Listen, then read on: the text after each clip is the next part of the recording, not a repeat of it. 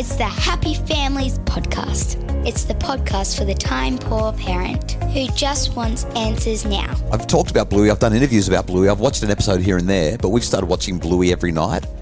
And the kids, they're hopeful every day because they know that tonight we're going to have great family time watching Bluey. Well, our 19-year-old will literally say, you cannot put Bluey on until I get home from work. And now here's the stars of our show, my mum and dad. Hello, this is Dr. Justin Coulson on Are You OK Day. I'm here with Kylie, wife, mum to our 6 kids, eating my chocolate. Every time you come into my office, you find my chocolate stash. Well, you don't do a very good job of hiding it. It's right next to my seat. The thing is, I'm trying to eat less sugary, junky stuff, but I can't tell. Every time I give a presentation, people give me a little gift, and it's almost always chocolate. And it's not dodgy chocolate. It's like deluxe. Yeah. This one is called Jocelyn's Provisions, and it's got big pieces of orange, candied orange stuck in dark chocolate, and I don't even like dark chocolate, but it's delicious. I'm surprised that you can even talk because you've put so much of it in your mouth. Are you okay? I am now. Now that you've had your chocolate fix, Are You OK Day is something that we decided to talk about today because it's happening right around the nation. But yesterday's conversation with Gus Warland was, I think, really valuable, so helpful. He's such a knowledgeable and helpful guy, and such a great guy. But the last couple of years have been pretty rough. Around the world and even in Australia. We've dealt with, obviously, the COVID pandemic and everything associated with that. But this year, there's been a war in Ukraine that's captured our attention. There's the threat of China's influence in the region. And if you're interested in geopolitical stuff, that's increasingly in the news and people are talking about that a lot. And now we're dealing with stuff like inflation, mortgage rates going up, rent. Natural disasters. You've had the school floods. Shootings. There's always something in the news. Yeah, and even, I mean, you mentioned school shootings. For us in Australia, it hasn't happened, but we hear about it in the US, and it just makes the whole world feel, I don't know, depressing and scary. And then you've got the stuff like the identity politics and the way that's infiltrating our social media and our general relationships with other people, and suddenly people don't feel safe to say how they really feel about things because you've got to be politically correct and you've got to be so sensitive. And I talk to people all the time who are saying, I just don't know where I stand. I don't know what I'm allowed to say anymore. I don't feel like I can be me as I'm navigating the world. It's like this ongoing challenge and pain associated with how the world is going and where it's heading to. We're bringing kids into it. And there seems like there's a lack of hopefulness about the future. Yeah, it's interesting. When life feels hard and you don't really seem to feel like there's a light at the end of the tunnel, considering that so much of what happens in the world is out of our control, it's no wonder that so many people are left feeling hopeless. It makes me think of first-time labour when I started contracting and I had no idea how long those contractions were going to last. They felt like they would never end. So you're saying that our lives at the moment, the way the world is, feels like it's a never-ending contraction. Kind of a little bit. we're all in labour together now. By second labour, yep. We'd kind of worked out the process, and you were great at timing. And we had some incredible education. That was the key. We got great education and we learned about the labour process. And so then I was able to support you and let you know the contraction that you're feeling is going to peak in about another 15 seconds, and then it's going to slowly disappear. Once we got to 50 or 60 seconds, I would be saying to you, it's going to be ending any second now. It's almost done. And you're going to have 2 minutes reprieve. Yeah, and I'd tell you that. Before it starts again. You're going to have a couple of minutes to rest. And while you're resting, I'd say, can I get you some ice? And I sort of coached you through the labour, through the contractions, and I was awesome, right? You were awesome. But I think that what we really want to do in this podcast episode today is coach you through the labour. We want to give you some tools to help you, some skills to help you if your children... As we labour through life. Yeah, as your children go through their challenges, or as you and your partner or your husband or your sister or your mum or your neighbour or whoever it is that you're close to, going through these really hard things. This podcast is about giving you hope that the contraction will end, that the baby will be born. Sorry, dads. But I do know that Justin felt exactly the same way as I did in relation to those contractions ending. We both wanted we just wanted the baby. And so this podcast is really about building hope. That's what it is. So scientifically, about 20 years ago, a researcher by the name of Shane Lopez worked with another guy, Snyder. And the two of them have both passed away now tragically and so sadly because they were giants of psychology. Their research was so impactful. And both Snyder and Lopez taught us about hope. And what they said is hope has three aspects to it, three facets. If any of these three things are missing, we will not be hopeful. We will be hopeless. And so as you consider where you are in your life and as you consider what's coming your way, ask yourself, am I hopeful or hopeless? Are these three things present or is one of them missing? The first thing to have hope is you need to have a goal, a vision, an end in mind. If you don't know where you're going, if you don't see an end, the baby being born or the war ending or mortgage rates flattening out or a new job, or if you're a child, finding a friend or getting a new teacher or whatever it might be, getting an invite to a party. If you don't have an end, a goal, a vision, then you'll be hopeless. So like us going away every 3 months to have a couples retreat, which we used to do before COVID, and I can't remember the last time we did it because blur. Leaves me feeling a little bit hopeless because I can't see an end in sight to the family drama that happens day in, day out. Yeah. And here's another kid's example. Sometimes, do you remember year 8, year 9? Like if you can get through those 2 years, you can get through anything in life, I believe. Really tough years. And I remember the story of a year 9 science teacher who walked into class one day and everything was just haywire. Nothing was going right in class. Kids were rowdy, they were rambunctious, they were disengaged.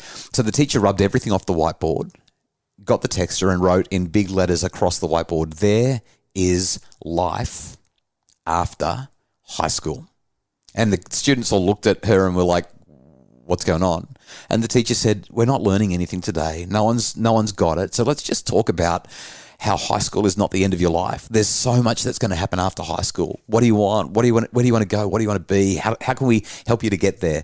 And she said at the 10-year high school reunion, so obviously 13 or 14 years later, I can't do maths very well. I was clearly not in a maths class learning that. 15 years later, she showed up and these students said, "We still remember that class. We remember you wiping everything off the board and writing there is life after high school," and it gave us hope. It gave us a goal, an end, a vision, something that we believed we could work towards. So that's the first element. The second one is having a pathway. Not only do I believe that there's something that I'm working towards, but there's a way to get there. This is why it's so hard for, say, a child who doesn't feel like they have any friends. Because they know that the goal is to have friends. But when we say, all right, well, what can we do to help you get friends? And they slump their shoulders and their hands hang down by their knees and their bottom lip starts to quiver and they say, I don't know. Because they don't know what the pathway, they don't have the strategies, the steps to take to build those relationships. We can't just have a goal. We have to have a process. And the people who are most resilient, the people who have the most hope are the ones who, they might start to walk down a pathway that they think will work and they come up against a rock wall and realize, that pathway is not working. And so they take a few steps back and then they start to use the metaphorical cutting your way through the jungle. They pull out the blade and they start to slash at the vines and they forge their new pathway and they create a pathway to get to that end goal. You've got to have a pathway and you've got to have a goal. And the third thing that you've got to have is agency or a belief that you can do it, like that self-efficacy thing. I've got the goal. I've got the pathway. Do I actually believe that I can walk along the pathway to the goal? Can I get there? You've got to have the belief. You've got to believe.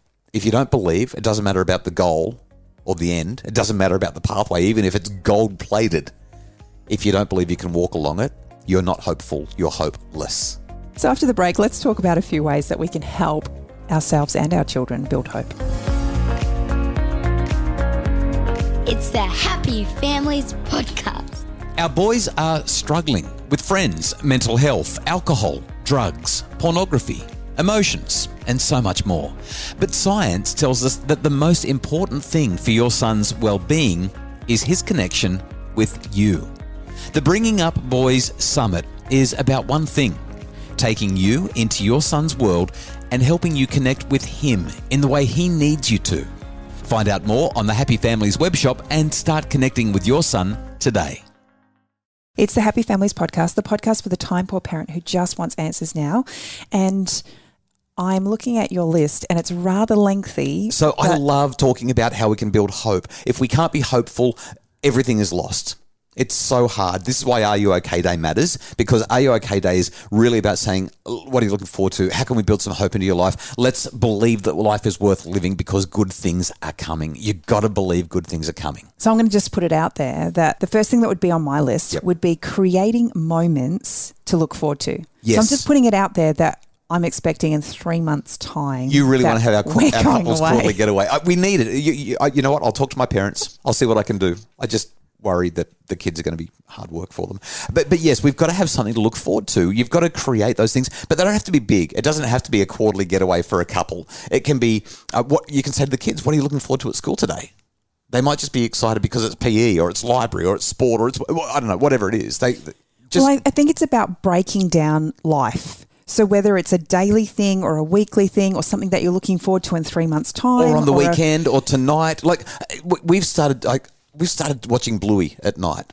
I've talked about Bluey. I've done interviews about Bluey. I've watched an episode here and there, but we've started watching Bluey every night.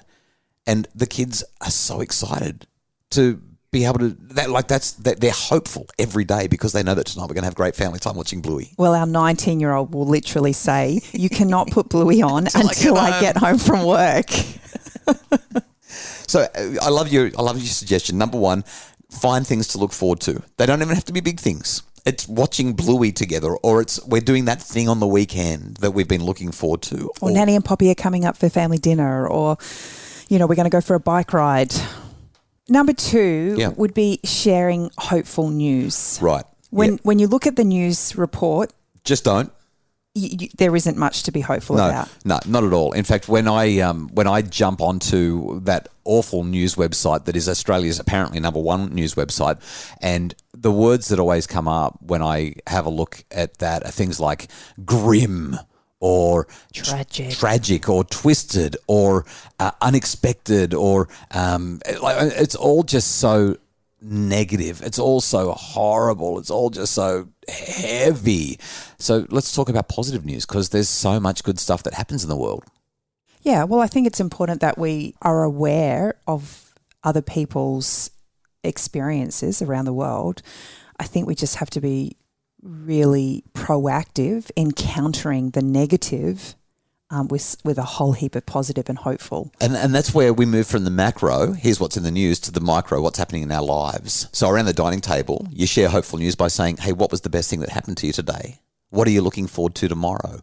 How have you experienced something that you're grateful for today? It's those conversations where you're sharing, again, tiny little things. The littlest things, but it's those little things that build hope, which kind of ties in with the next thing that you had on your list, which was saying thanks, being grateful for things. I'm stealing your list. I'm sorry. You kind of are. But I love this one because literally the other day I woke up and I was feeling a bit flat and I got a message from a friend. It was 2 lines to say, thanks for reaching out to me. You literally gave me wings to fly. Oh, you never told me about that one. No, That's awesome.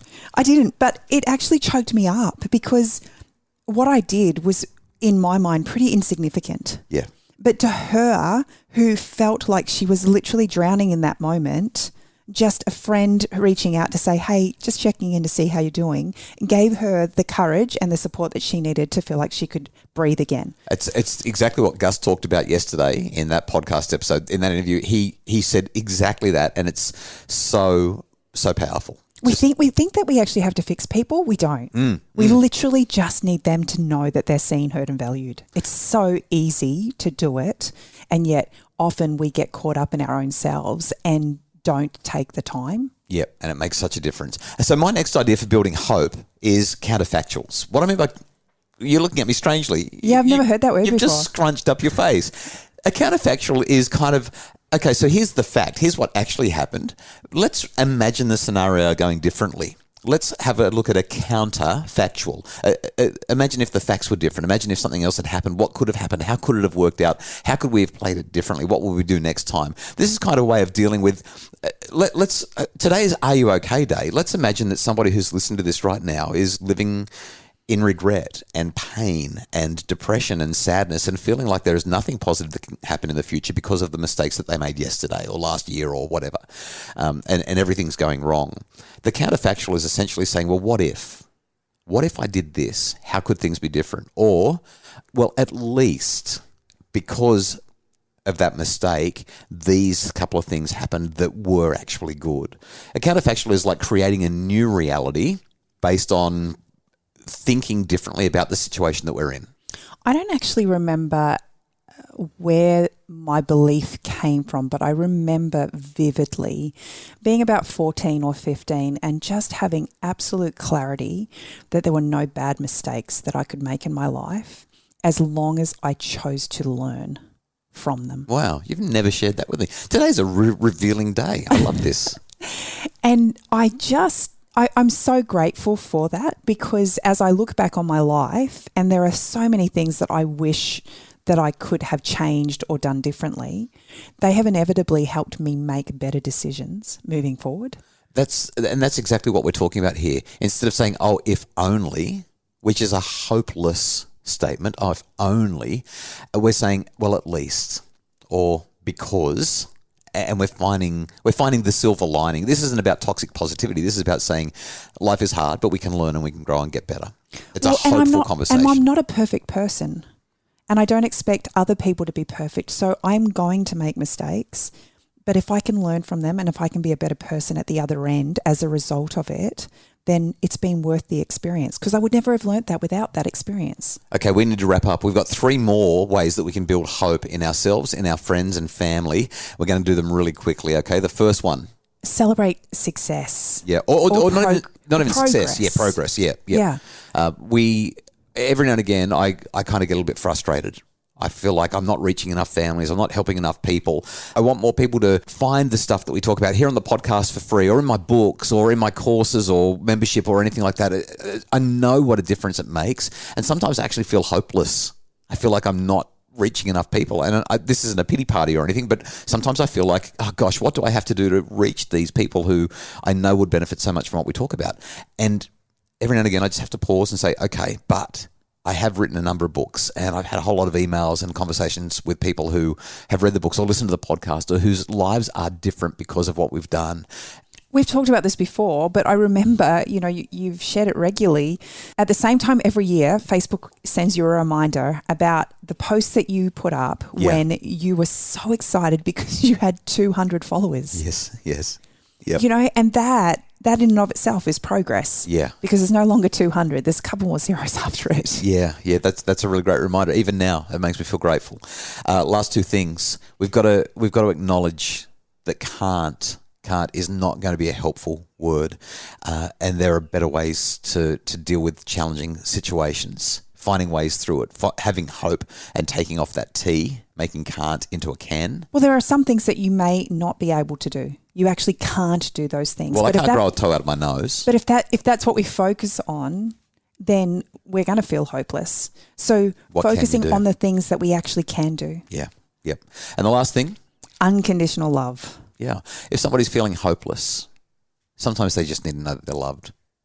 And those 3 words that I harp on about all the time, the 3 most important words that your kids can hear, not I love you, but the 3 that come after it, no matter what, can move somebody from feeling hopeless to hopeful in a matter of moments. I think even your spouse needs to hear it once in a while too. Okay, well, I'll tell you that after the podcast. The Happy Families podcast is produced by Justin Rulon from Bridge Media. Craig Bruce is our executive producer. We really do hope that this podcast has helped you to feel okay, to recognise that there is something to look forward to, and to build resilience and hope skills in your kids. It is one of the most important things that we can do as parents. If you'd like more information about making your family more happy and more hopeful, please visit us at happyfamilies.com.au.